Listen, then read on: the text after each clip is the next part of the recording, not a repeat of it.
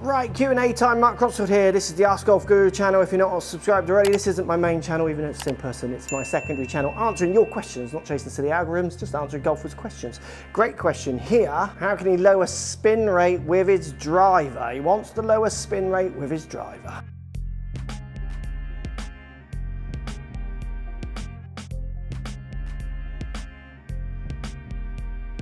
So let's talk about some spin rate ideas that will shift the needle and maybe not. So as I hit a few shots, and I'll show you some data of what moves the spin around.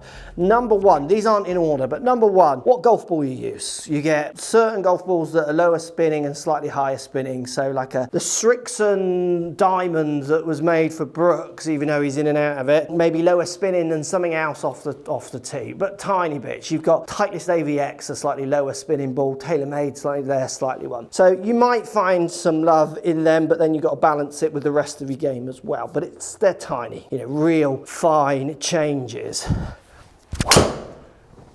Now, other things that are going to really shift the needle in spin, that being a great example there, which we'll show you in a second, is where you strike the ball on the face. That's going to have a massive effect on the spin that you get out. So the last two shots, 1-5 spin to 2-7 spin, and there are the two strikes. I struck it in a different place. The spin model changed dramatically. So where you strike the ball on the face is going to have huge ramifications on the levels of spin that you put on the ball. And this is where we start going down the old shaft idea rabbit hole, which is where lots of people look, which we'll try and explain as we just hit a few more.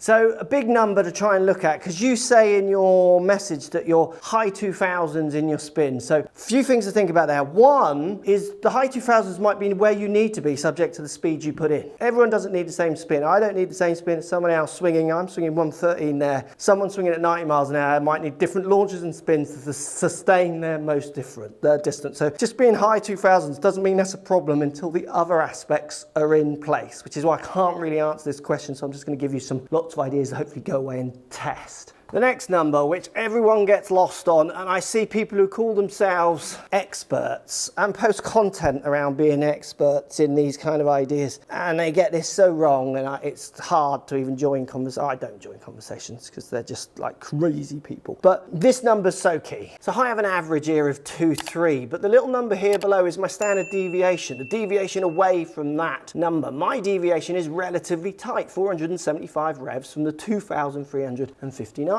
The lesser skilled golfers have huge standard deviations. They might go up to 900, 1,000 revs deviation, subject to what their average is, which then leads on to how often do you even hit that average. My standard deviation of 2,300 revs, of around 400 revs, is tight, so I'm going to be hitting that number. That's a truish representation of what I might find out on the golf course, with slightly higher, slightly lower. You know, out of 12 drives, I might hit 7 that were well within those parameters.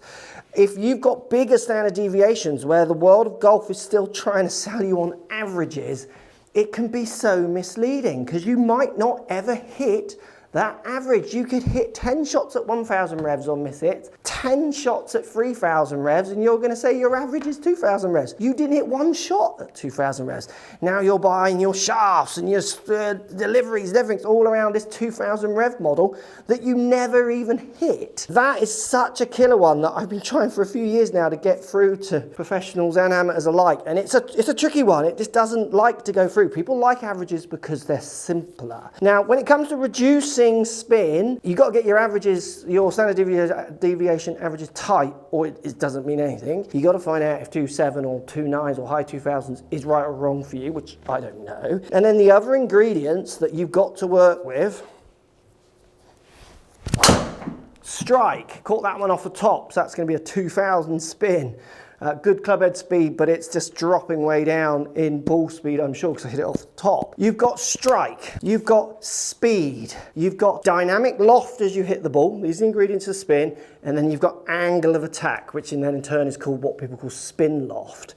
They're the ingredients you've got to work with. Now, what changes those ingredients? Well, you might change static loft at address. You might use a lower spinning ball that doesn't change those ingredients but takes 200 revs off. 200 revs, my standard deviation is 475 and I'm quite tight with my standard deviations. You might change a shaft because that might help you present a different loft, a different feeling of a weight or a flex in a shaft might encourage a different impact, a different strike. If that sustains over time, often that's band-aidy stuff, but if it does, then use those to get that spin model where you want it to be. I would argue the least of your problems is where your spin sits. Like you could play, in this studio, I could spend 10 minutes with you and show you why that sits there and how it benefits you or not and how to move it. It's not hard. But the thing is, what's interesting with the question, which is where I think the information is so bad that's put out, certainly by expert fitters often, is that there's lots of these little tricks that people say move the ingredients that I've given you.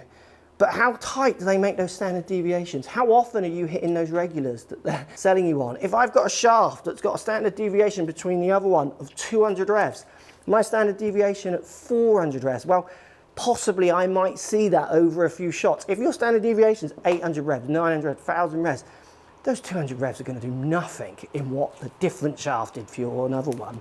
Shaft's definitely the most overrated in this, but it can have benefits for some people because it's so player specific. How you deliver the loft, your angle of attack, and where you strike it are key. Other things that you could think about, you do have lower spinning heads where they push the centre of gravity forward and then game improvements where it's at the back. That can change spin. I've seen it up to 500 revs, which would be quite a lot. But then there's other disadvantages of that often it's a decrease in the MOI. So what you gain in losing your 500 revs, you lose in the fact that it twists so much, you get more gear and the ball it just drops out the air. When you miss it, it can move offline as well for gear effect, those kind of ideas. Hope that helps. Start looking at your standard deviations. Your question, if you think about it, isn't a question, and that's why I've tried to answer it or try and help you see how you need to try and make it a question. What are your standard deviations, not what your average is. I need to know what your averages are and the deviations from that average. What is your angle of attack? Without knowing your angle of attack, I can't fit you. So many fitters don't even know, they don't measure angle of attack, yet they're telling you they're fitting you. Because I can build your ball model, launch model, spin model around your angle of attack and your ball speed.